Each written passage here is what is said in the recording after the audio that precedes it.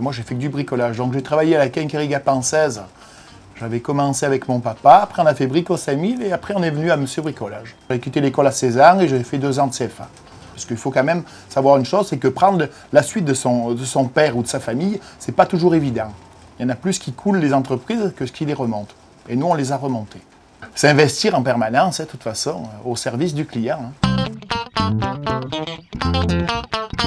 C'est ma passion, oui. Moi, quand je me lève le matin, je suis heureux de venir dans mon magasin. Même si j'ai des problèmes, on a tous des problèmes avec les salariés ou sans les salariés, peu importe. Je suis quand même heureux de venir travailler. Dans ma situation privée, non, je n'ai pas rencontré de personnes handicap. Mais dans ma situation professionnelle, oui. J'ai 2 personnes actuellement qui sont en handicap. Mais on est passé par Pôle emploi. Ils prennent des salariés qui correspondent le mieux à l'entreprise. Et après, ils nous les envoient et on a eu un entretien. Et suivant son handicap, puisque c'était le bras, voilà, donc on lui a donné un mois d'essai.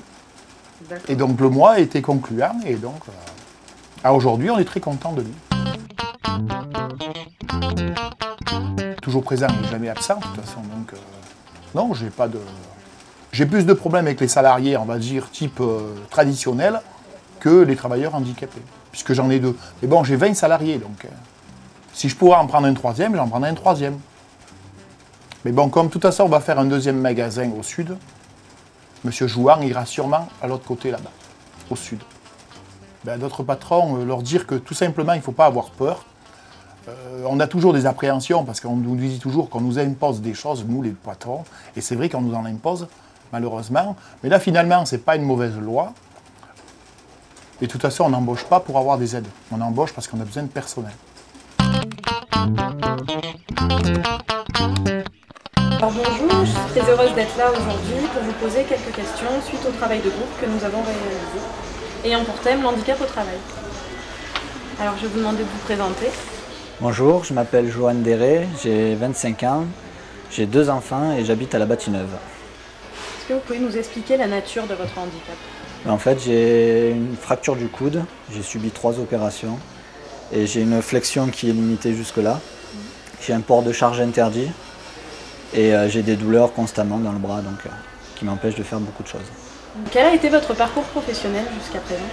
Alors, avant mon handicap, j'ai travaillé en employé libre-service à la Fourfouille, après à Leclerc, en mise en rayon.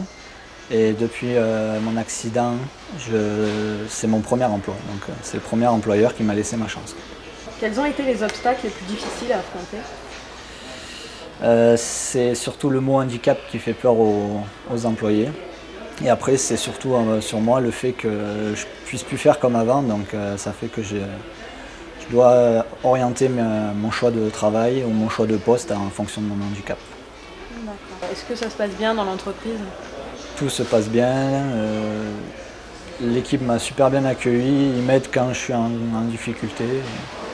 Il y a une super ambiance, donc il y a des tâches que je ne peux pas accomplir, comme aider les clients à mettre dans leur voiture, porter des charges lourdes et faire de la manutention un peu trop excessive. Dans ma situation actuelle, j'aimerais ouvrir en fait plus tard un magasin avec ma femme et même pourquoi pas évoluer au sein de cette entreprise. Je veux faire une formation de comptable déjà, dans un premier temps, et après continuer à faire d'autres formations pour pouvoir ouvrir mon entreprise. Ah oui, totalement accessible. Toute personne, que ce soit fauteuil, même malvoyant, puisqu'il y a un marquage au sol, je ne sais pas si vous avez vu à l'entrée. Voilà, une bande rugueuse, exprès.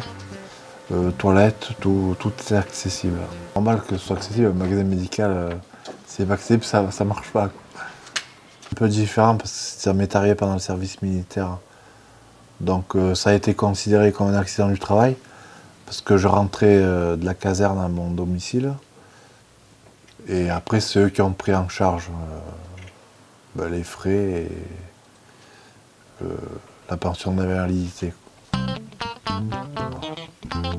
est-ce qu'il y a des aides réservées pour des entrepreneurs en situation de handicap? Oui, il y a l'AGEFIP qui peut aider à aménager l'espace de travail pour personnes handicapées pour que ce soit plus facile d'accès, mais on ne l'a pas fait, on s'en est pas servi.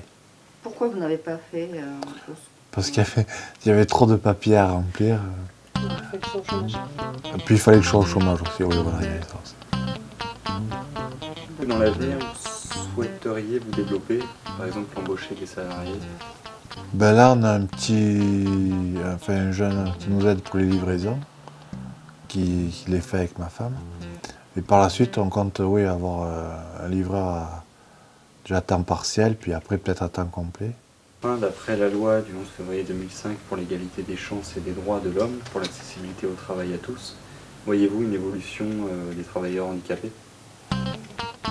Une petite évolution, on va dire. À ce que les personnes handicapées travaillent. Parce que bien souvent, le lieu, soit n'est pas adapté, soit c'est pas accessible. Puis il y a des gens qui n'ont pas envie d'embaucher des personnes handicapées aussi.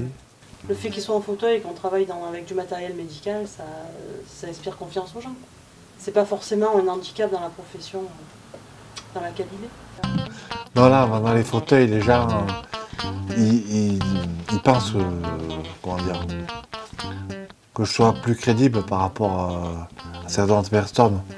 Étant donné que je suis assis toujours sur le fauteuil, on dirait lui, il a l'habitude, il sait ce que c'est, donc ils comprennent bien, ils me font plus confiance.